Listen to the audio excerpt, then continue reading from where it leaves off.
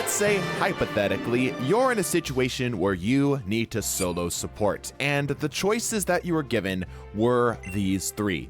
Which would you likely choose? I'm willing to bet you would choose Luna Snow. And the reason for that is that Luna Snow is in a completely different category than these other two healers. Today, we're going to discuss the three categories of supports within Marvel Rivals. I'm going to use the data that I've collected both from friends as well as my own personal playtime and the new patches that are coming through with Season 3 in order to give you a better understanding of how the game operates so that you can play your heroes to their greatest of strengths. There's an interesting shift happening in the meta right now as patches are making lifelines or core healers less needed. Now the general rule is either one lifeline plus some type of flex support or two playmaker style supports, meaning that utility focused supports are the only class that can't supply a full team by themselves in most skill brackets. With buffs, changes, and new heroes, some of the typings have switched around a little bit for each of these characters, and we're going to talk about each of them here, of course, also including Ultron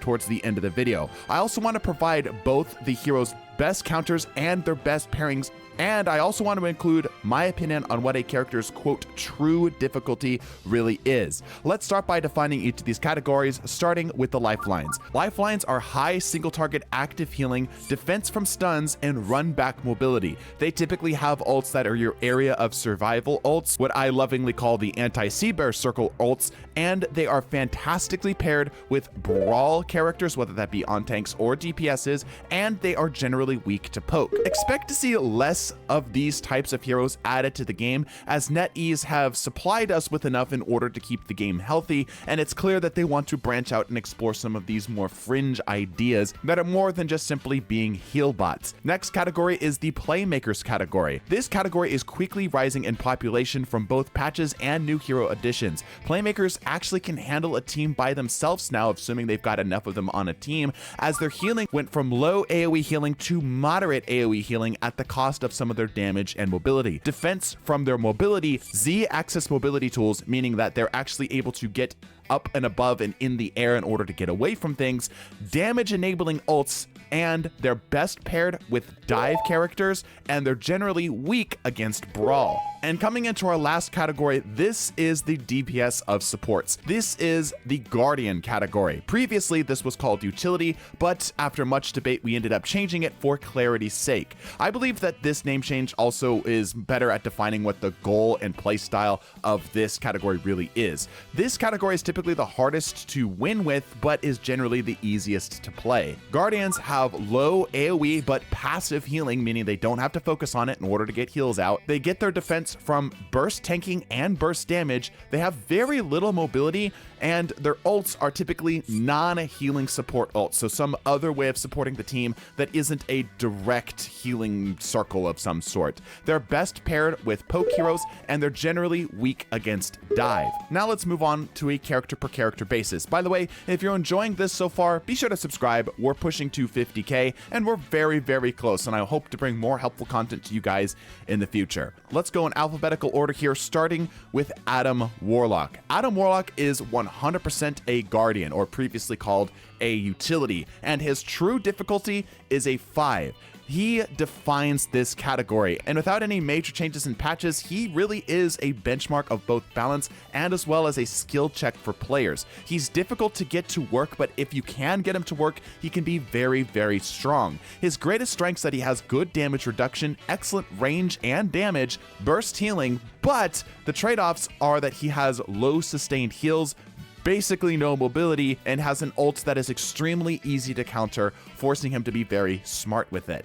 Next up is Cloak and Dagger, who is 80-20 lifeline and playmaker with a true difficulty of 1. Just as an aside, let's quickly talk about what true difficulty is now that we've gotten two characters to sort of establish a basis for this. True difficulty is not necessarily how hard the character is to play for their kit, which is what the difficulty in the game is listed at, but rather what their difficulty is once you understand the game and how they somewhat can fit into the meta, meaning that a character that is a true difficulty of 1 doesn't need a lot of mechanical skill in order to see success with, whereas a true difficulty of 5 requires a lot more game sense and such. But please don't feel like I'm sliding your heroes because I think that they're easier to play. It's just different in terms of how they engage with the game. I could easily see Cloak and Dagger fitting into an everything category. Their kit is unique enough that if more heroes come out like them, debuffing enemies, granting iframes, and area denial ults, it may create a new category for the supports completely. 3 of their greatest strengths are consistent AoE and single target heals, an excellent answer to dive heroes,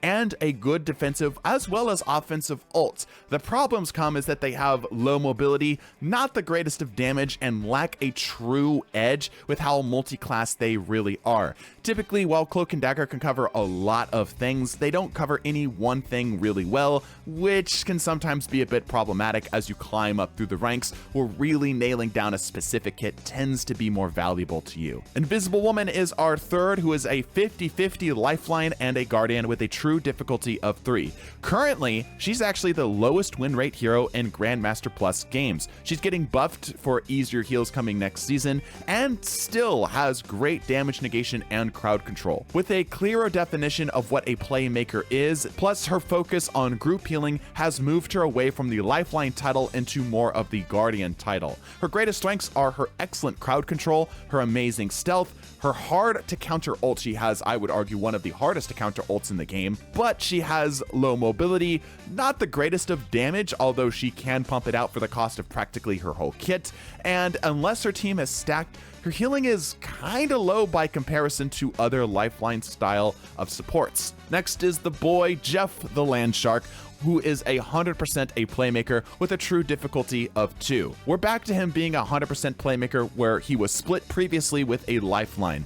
This comes mostly because of the stronger definitions of this category, but Jeff's heals are good enough and his mobility is a core part of his appeal, plus his ult being clearly not a standard lifeline ult has moved him further into this playmaker category. Again, this is mostly from our own understanding evolving, not necessarily his kit changing directly, although of course that did happen. He has high AoE heals, a uniquely damage focused ult, incredible mobility, but he does have a terrible hitbox, not the greatest of damage, and struggles to keep up with healing, again, compared to some other characters in the game. Next is Loki, who is a 50-50 guardian and playmaker with a true difficulty of 4. Loki is the true definition of a strategist. He supplies good healing with unique access to mobility, stealth, and damage, as well as having an ult that can be whatever he needs it to be. He has incredible burst survival, high potential damage and healing, and of course, stealth. The problems that he has is he has very long cooldowns, many directly designed counters to him, and he does require time to set up, making Loki either really good or very lackluster depending on who's playing him. Again, I think indicative of his true difficulty rating of 4. Next is Luna Snow, who is 100% a lifeline. She defines this category, but of course she's very strong, and she has a true difficulty of 2, mostly coming for her need to actually aim and, actually land it on a target. She has incredibly high damage, incredibly high healing, and is hit stun, but struggles to self-heal, has to split her attention in order to deal damage, and is extremely weak to burst damage, again, mostly because she doesn't have great self-sustain. Luna Snow is very strong, and if you need somebody to solo heal, she's likely the place to go. Next is Mantis, who, with buffs, is making her far better at healing tanks, but we made a whole separate video on that. She is an 80-20 guardian and lifeline with a true difficulty of 2, mostly from her need for aim on her primary attack. She has incredibly high damage, easy heals, and access to a damage boost on an ability, which not everybody can say that they have. But she doesn't have a true defensive ult. Despite her claiming to be undefeatable, it's very easy with a little bit of focus fire in order to take her down, much different than Luna Snow's. And this is getting better with Season 3, so maybe that'll change. Her healing is a bit slow, again, getting changed with Season 3, but even still, it's not the greatest compared to everyone else, and she lacks a true escape tool. As much as I love sleeping targets, it is a one and done deal, and if you whiff that, you're pretty much toast. Rocket is an 80-20 playmaker and lifeline with a true difficulty of 1. With playmakers being better defined as a group healing and non-healing ult category, there's an argument to be made here for him being a pure playmaker again, but I think right now having him be a lifeline is, I think, pretty valid, especially with his contact healing that he's been added to recently. I think it was season 2. His strengths are that he has high AoE heals, excellent self-sustain, and incredible mobility, but he again lacks a true defensive ult, lacks any form of real burst healing. He just has to rely on his primary fire in order to make it happen, and overall his healing is low. Of course, spread out over a bunch of targets, his healing can be good, but for any form of single target anything, it's not going to get the job done. You're going to need something that is able to focus a single target much better. And of course, last but not least, the new kid on the block, Ultron, who I have as a 50-50 playmaker and guardian, although some people in my Discord are arguing that he should be maybe a little bit higher on the guardian ranking. I have him as a true difficulty of 2. He, like Mantis, is great for teams that want to add more damage without sacrificing their heals. His greatest strengths are his easy access to AoE healing. He's of course a flyer, which is unique to him. He has high damage with good range, but just like a lot of the guardian focused characters, he lacks a true defensive ult and struggles to self-heal a little bit, with his healing overall being a tad lower. I hope this helps. If it did, definitely let me know in the comments. And if you're feeling so inclined, drop a like and a sub. Bless your faces and deuces.